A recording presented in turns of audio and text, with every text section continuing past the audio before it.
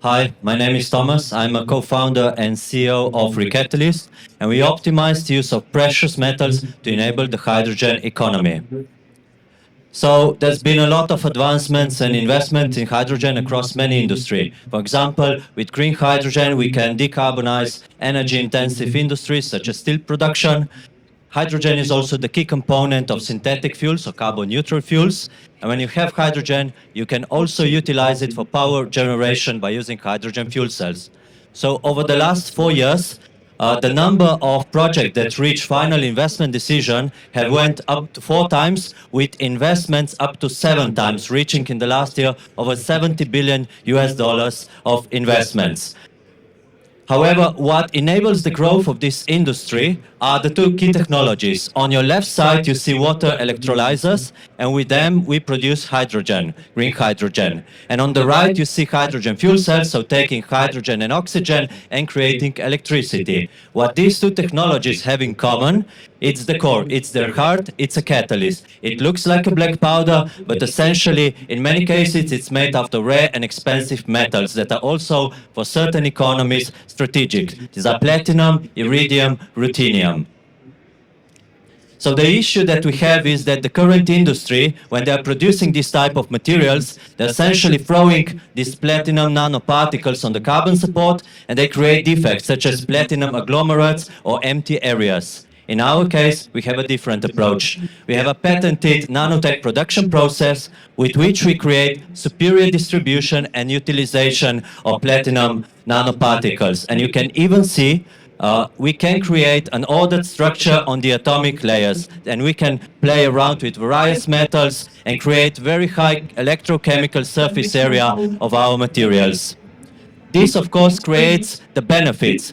Already today, for hydrogen fuel cells, we can decrease the amount of precious metals for 60%. Now, looking into the economic aspect, we took Hyundai. They have a vision to produce over 500,000 fuel cell systems per year from 2030 and onwards. With today's catalyst technology, they would need 28 tons of platinum each year. But with ReCatalyst, we can reduce the amount of platinum for 90 tons, or having over 500 million euros cost reduction just on the metal alone. And this also leads to global scalability and affordability of the technology.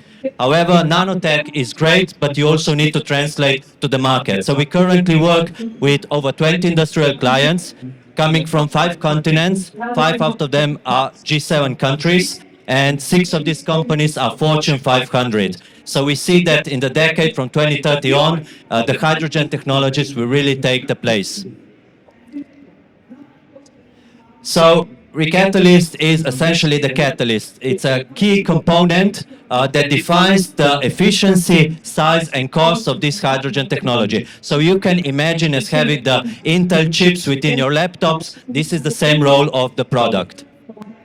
So the team behind this, so Mattia and I, our co-founders, started 5 years ago, and we now cover all aspects from business development, process engineering, and product engineering. And we just recently obtained ISO 9001 quality management certificate. So the company is also mature, but supported as well as with advisors with a decade of experience in commercials, in the automotive industry, as well as investors with previous exit experience in this field. So we're a seed round funded company. We raised 2.7 million euros in 2023 from reputable investors from Europe. And we're now going towards the market. So we're raising Series A, 12 million, but with the first closing of 8 million for 5 key inflection point activities. The first one is pre-industrialization, so getting the final blueprints in place. The second one is having our demo production premises finalized, so the technology is definitely scalable and can go into industrial levels. We also look to have a fuel cell product market fit, so commercial offtake agreements. Expanding the platform is also on our list because this technology can have impact on many other industries, and also look towards industrial internationalization and further team expansion. And that's why we're here today, to support us to reach the global market. Thank you. Thank you very much. Any questions? Hi, Thomas. Thank you for the presentation. You were mentioning that you have 5 clients. Could you?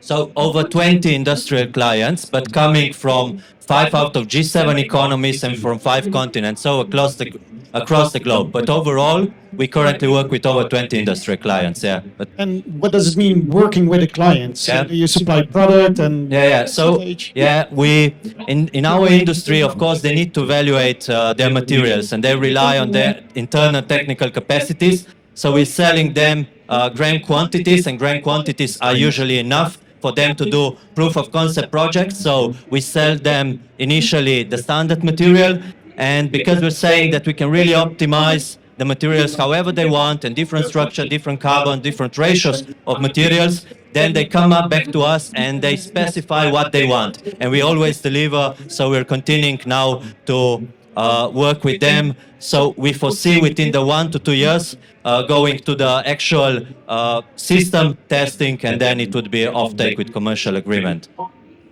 Thank you.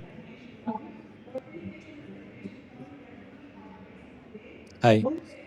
So you mentioned patents. Can you tell us a little bit more about the IP that you have and the status of it? Yeah. So in terms of the IP, I will say we have a quite complex, but that's why also defendable strategy. So we have this is essentially a water chemical process that we're using. So part of it is based on the knowledge. So part of the patents that we have were out licensed from the institute where we spun out, and this is essentially the over a decade of work of the second co-founder. We use various approaches to defend our advantage. So, and I can also say that the patents were also granted in Europe and across several other important countries in 2024. So we know that there is innovation behind it as well as defendable advantage that we have. Thank you.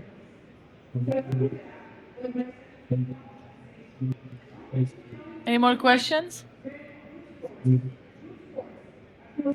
Thank you very much. Thank you.